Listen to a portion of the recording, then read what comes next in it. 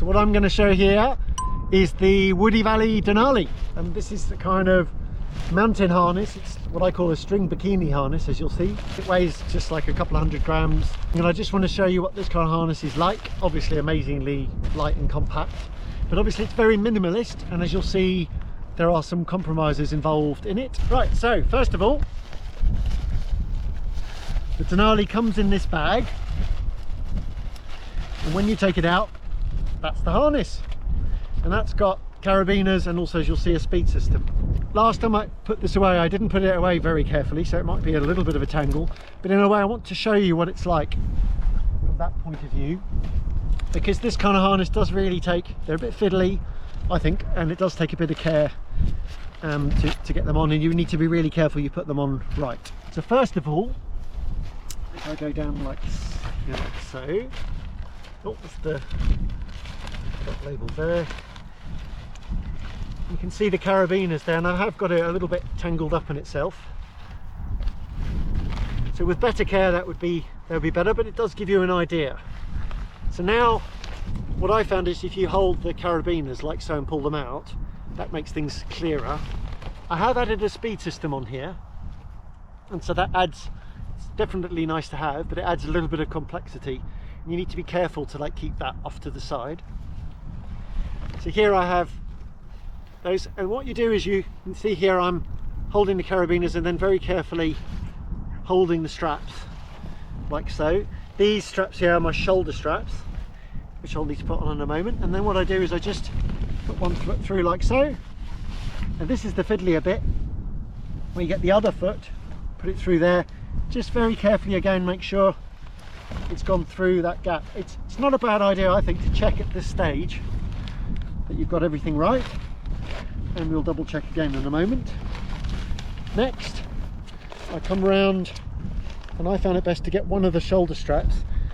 The adjustment on this, by the way, is using this little system here, which is very simple. If it's really long, you'll find it's a bit fiddly, so I've shortened it like so to be right for me. And then now the other side like so. Okay, now it's a good idea to do it, to check again, I think, to just check. Yeah, I can see there's the harness part here, going around to the carabiners, to the strap, and again on the same on the other side, following that all the way around. Okay, now I'm confident I've got that on right. Shoulder straps, make sure I've got my arm again inside this space, same on the other side, and that's it really. With the speed systems, I just show you that this is the light speed system. I think it's an optional extra, doesn't come with the harness as standard, I think, so it's optional because not everybody will necessarily want it. I think it does come with these cord stoppers on there. Yeah, that's in it, that's through there. And then I think really nicely it's just a nice simple string system. And what I like Woody Valley have done, which I think all of these sort of harnesses have, is they put a bungee you put on your foot. So later on when I want to get my foot on there, it's really easy. So some of you might be surprised that they supply the speed system, the Ultralite speed system, with these adjustable Brummel hooks. So one, they're Brummel hooks, you know, which are super heavy, but also they're adjustable. They're not the lightest. Well, but what I like about these is they're super simple to adjust. So if when you're flying with your wing and you want to adjust that, you can adjust them really easily to get them exactly right. But of course, if you don't want those, you can just take them off and put a knot in instead, tie a loop, and just lark's head it onto your speed system if you prefer.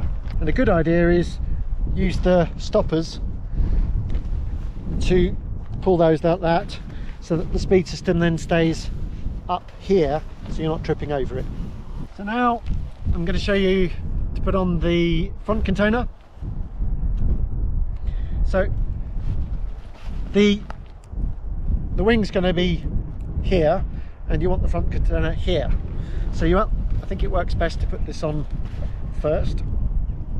And if you look at the front container, you see it's got these adjustment straps to adjust kind of where it hangs, so the glider's supporting it more or less. So I'm going to follow that background. One of the things you'll notice when you're on the ground is naturally that happens, that they fall down. When you're on the ground, they kind of, it's a little bit annoying there, but it's fine. That's just normal. That's, if you're wondering, that's normal. That's how it is. Right, next I'm going to clip into the wing. When you're clipping in, you can either clip in, if you prefer, so that you face forward, clip on that way, like so, and then just clip in with the risers that way. Alternatively, I prefer clipping in like this, so that I get my risers like so, and twist them over, then clip them onto here. Make sure I do up the screw gate, and then on the other side, then connect up the speed system.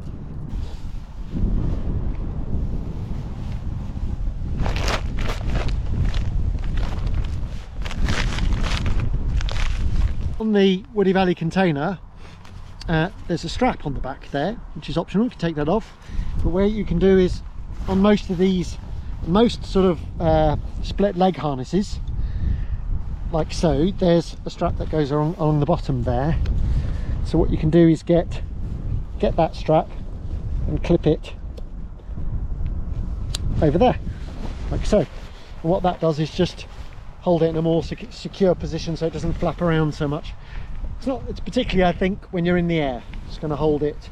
It's triangulating it. Basically, you've got attachments here, and then at the bottom there's also, for a safety reason, it's meant to be that because there's a triangulation and the reserve container is held in place, it means that when you pull it, if you didn't have that, then you could pull the container away before the handle actually came off. But with this, you're going to pull that, and I can feel there's the resistance, so I'll be able to pull the handle off and throw the reserve.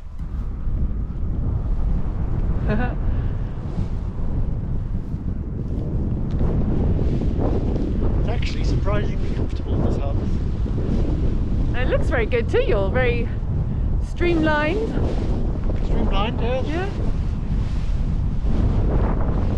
It's not quite a canoe harness. And it's contouring you is what I mean. Yeah.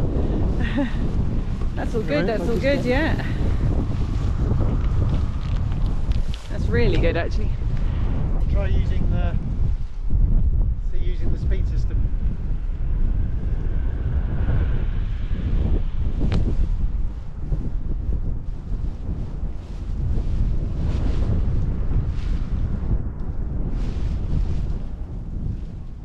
And again, so using the speed system.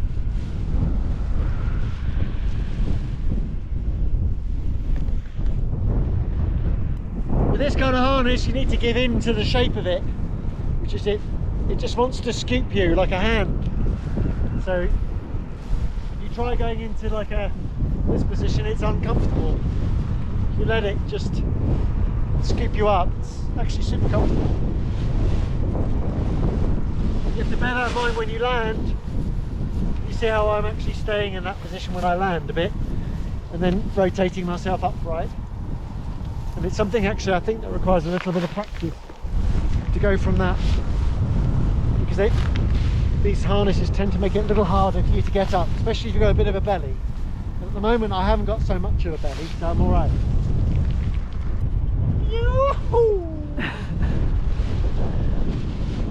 Gonna say with this kind of harness, with these minimalist mountain harnesses, they are made of lines and everything. They are very minimalist and to really cut down on the weight, and I think they're amazing for what, considering it's like a couple of 100 grams. The in-flight comfort's not bad at all. It's not as comfortable as, you know, a heavier sort of luxury harness, but actually it is surprisingly comfortable. Some of these other mountain harnesses are not very comfortable to fly in for very long, but I feel like I could fly in this harness for a good while. So okay, it's not like you could fly cross country and thermal in it for sure, but it's not a harness designed to fly for hours and hours, but I think you could fly in it for a while. About ground handling, I just want to make a point about this kind of harness in general, not specifically this model, but because of the very thin straps and lack of padding, they do pinch a lot, and so I don't recommend this kind of harness to ground handle for. You can, but generally it's going to really pinch and be uncomfortable. It's also, the harness isn't designed for it, and ground handling puts a lot more stress on the harness actually than flying does. So yeah, rather go for a harness that's better designed for ground handling. I'm just going to show how to take it off and then how to fold it away. The first thing I do is take the bungee off my foot, like so. So take the bungee off for the speed system. Next, what I do is one shoulder strap off like that, the other one like so. I'm holding onto the carabiner so I've got more control over what happens, and then I can just slide the harness down, take my feet out, nice and easy, step up like so. Okay, now I'm going to show packing away the harness. So this, if you could easily get this harness in quite a tangle, as it was when I got it out of the bag. This is Nancy's harness.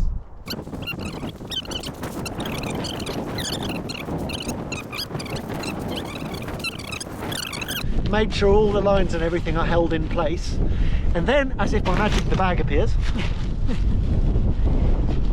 And then holding on to that, et voila, listo. With a Denali harness like this, you do have a tiny little bit of storage space in it, but not really.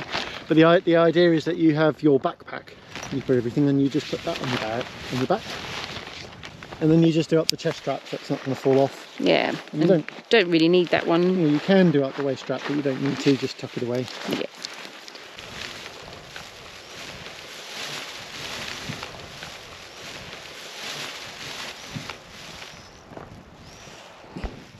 Do that wiggle. Wiggle it. Wiggle it. Shake that ass. Yeah. Shake that ass. Shake that ass. Shaking that I'll ass. see you, baby. Shaking that. Oh no, this is not going on the video, is it?